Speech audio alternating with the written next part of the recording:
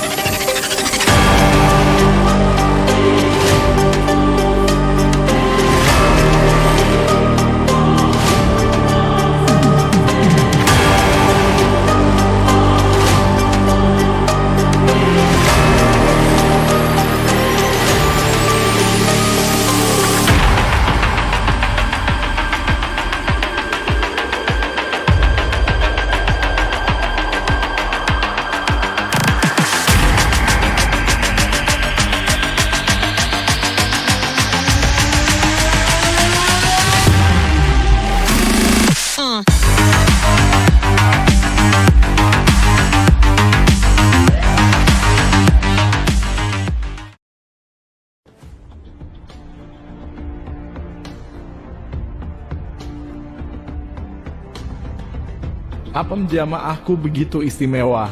Statusku yang dikenal sebagai ulama dan dipercaya banyak orang sebagai zuriyah Rasulillah tetap tidak bisa menahanku untuk menikmati apemnya yang begitu menggoda. Aku adalah Habib Thoha bin Yahya.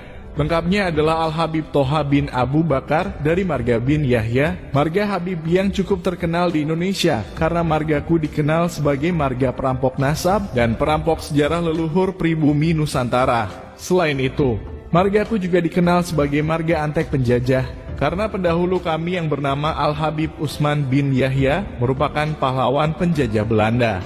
Berkat kecerdasannya, beliau mampu meredam pemberontakan kaum pribumi Nusantara dengan menfatwakan haram hukumnya memberontak kepada majikan kami Kompeni Belanda yang mulia. Kembali kepada cerita pribadi saya, menikmati apem tetangga yang begitu istimewa. Terlahir sebagai manusia dengan status Habib yang dipercaya sebagian besar umat Islam Indonesia sebagai zuriat Rasulillah, membuat kehidupanku begitu indah dengan berlimpahnya segala macam kemuliaan yang saya dapatkan dari sebagian besar umat Islam. Meskipun status kami adalah warga keturunan imigran, kami tidak pernah takut untuk membuat keonaran, membuat kegaduhan, karena sudah pasti kami akan dibela mati-matian oleh sebagian besar umat Islam.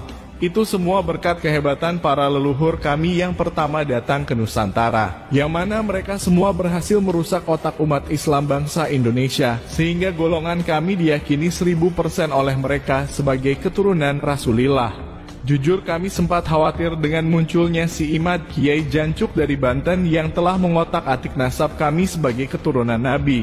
Di awal kemunculannya, kami begitu khawatir sebab golongan kami memang tidak bisa membuktikan nasab kami benar-benar bersambung kepada baginda Nabi.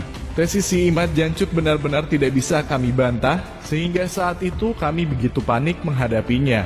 Untungnya sebagian besar otak kaum pribumi Nusantara begitu bodoh dan dodol, sehingga mereka tidak mempercayai tesis yang dibuat saudara mereka yang sesama pribumi Nusantara, dan lebih mempercayai golongan kita orang yang hanya kaum keturunan imigran Yaman.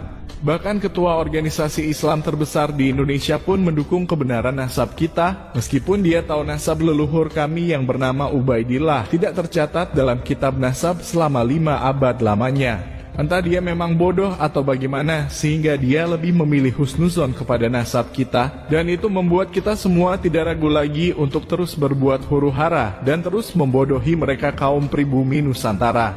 Dengan kebodohan kaum pribumi Nusantara yang tidak menerima kajian ilmiah saudara mereka, pada akhirnya kami bisa terus hidup mulia, melakukan segala sesuatu dengan sesuka hati kita, menikmati indahnya dunia dengan tidak pernah khawatir terjadi apa-apa. Ada yang berusaha keras merebut kepemimpinan negara, ada yang berlaga paling NKRI untuk membodohi kaum pribumi, dan masih banyak lagi pembodohan-pembodohan kami yang tidak diketahui oleh bangsa ini.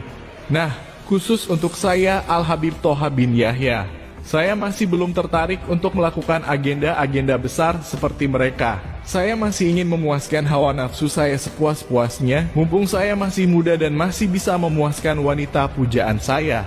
Dan waktu itu mata saya tertuju kepada seorang wanita jamaah saya, yang kebetulan dia masih tetangga dengan saya. Apemnya bagi saya begitu menggoda, sehingga membuat senjata torpedo saya meronta-ronta seperti rudal Israel yang ingin menghujam jantung kota Gaza.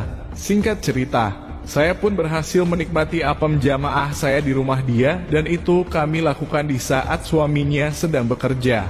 Dan ternyata, legitnya apem dia membuat saya begitu ketagihan dibuatnya, sehingga torpedo saya pun ingin terus menghujam apemnya. Saya tidak peduli lagi dimanapun tempatnya, bahkan di tempat yang biasa kami buat sholat dan sholawatan pun saya jadikan tempat untuk menikmati apemnya.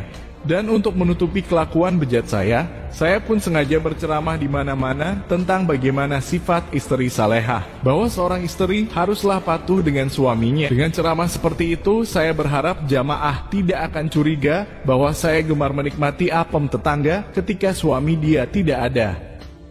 Gimana kita mau menolong anak istri kita kalau badan kita saja tidak bisa menyelamatkan dari kemaksiatan, tidak bisa menyelamatkan daripada panasnya dunia ini? Jangan harap engkau bisa menyelamatkan anak istrimu.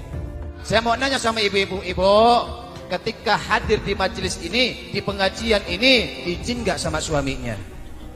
Yang izin, Cung? Ayo. Wah, masih banyak yang gak izin. Tuh, kalau sampean mau datang ke majelis, sampean mau datang ke pengajian tanpa izin ke suaminya, kasihan sampean, Bu. Lama-lama duduk dari ba'da isya jam 8 sampai mungkin bisa jam 2. Betul? Sampean pulang gak dapat barokah, sampean gak dapat pahala karena tidak izin sama ya Bu ya? Bu, manut untuk salaki. Untuk ya Allah, parah. Aduh. Manut ke salaki itu kumaha erek asup kana surga.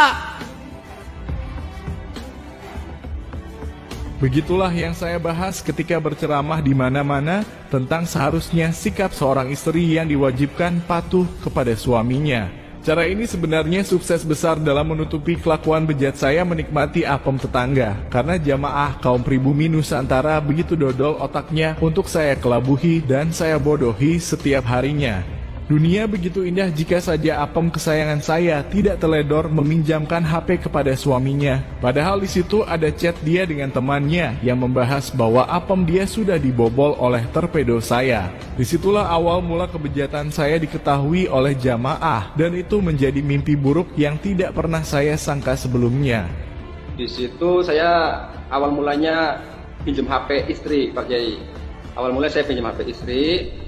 Dan saya pura-pura ke kamar mandi, dan di situ saya temukan chattingan antara istri dengan temannya, tetangga, cewek juga, perempuan, yang berisikan saya dipeluk. Dipeluk cium oleh? Kenapa, Pak? Dipeluk dan dicium oleh siapa? Habib Toha bin Yahya. Nah, setelah itu saya pertanyakan ke istri, apakah benar ini? Aku tanyain ke istri gini. Ya, tak ditanyain, apakah ini benar kamu selingkuh? Dia bilang gitu kan. Nah, dia tadinya langsung nangis di situ, langsung udah jangan kasih tahu siapa-siapa. Waktu kita sempit, jadi mohon jelaskan gini aja. Apa yang terjadi antara istri Kang Marga dengan Habib Toha bin Yahya? Itu hubungan asmara sudah sampai sejauh apa? Apakah mereka sudah sampai berzina atau bagaimana? Menurut informasi dari istri, udah dalam 1 bulan, dari bulan September sudah melakukan perselingkuhan dan mengakibatkan berhubungan zina selama 1 bulan, kurang lebihnya 7 kali, 1 kali di kontrakan saya, 6 kalinya di rumah. Di rumah siapa? Di rumah balai itu yang biasa buat pukulan di situ. Kalau di majelis sebutnya rumah kosong. Itu maksudnya rumah balai itu majelis taklim atau apa? Itu rumah balai itu kan buat sholat, buat tempat kumpul, ngobrol di situ. Oh, milik warga bersama. Iya. Jadi mereka berzina di tempat sholat itu. Yang pertama berzina di kontrakan saya. Terus yang kedua dan tiga dan seterusnya itu di rumah kalau di majelis sebutnya rumah kosong ataupun rumah bulan di situ. Yang berarti sholat itu. Iya. Terus apa sudah dikonfrontir si Habib Thoha bin Yahya itu, sudah mengakui juga? Dua-duanya sudah mengakui bahwa mereka melakukan perselingkuhan dan perzinahan selama kurang lebihnya 7 kali. Saya ulangi lagi, yang pertama di kontrakan saya pengakuannya, dan yang ke-6-nya di rumah balai tempat sholat. Tuh. Dengan terbongkarnya kelakuan bejat saya menikmati apem istri tetangga, tentu saja ini menjadi pukulan yang sangat menyakitkan buat saya. Selain karena saya tidak bisa lagi menikmati legitnya apem kesayangan saya, tentu saja ketakutan terbesar saya adalah sadarnya kaum pribumi Nusantara bahwa kelakuan kami kaum Habib Ba'alawi sangat jauh dari sifat Nabi yang selama ini kami klaim sebagai leluhur kami. Pada akhirnya saya cuma bisa berharap supaya kaum pribumi tetap dodol otaknya, sehingga meskipun di luar sana, selain saya juga sudah banyak yang terbongkar kebejatannya, kaum pribumi tetap memuliakan kita karena kebodohannya.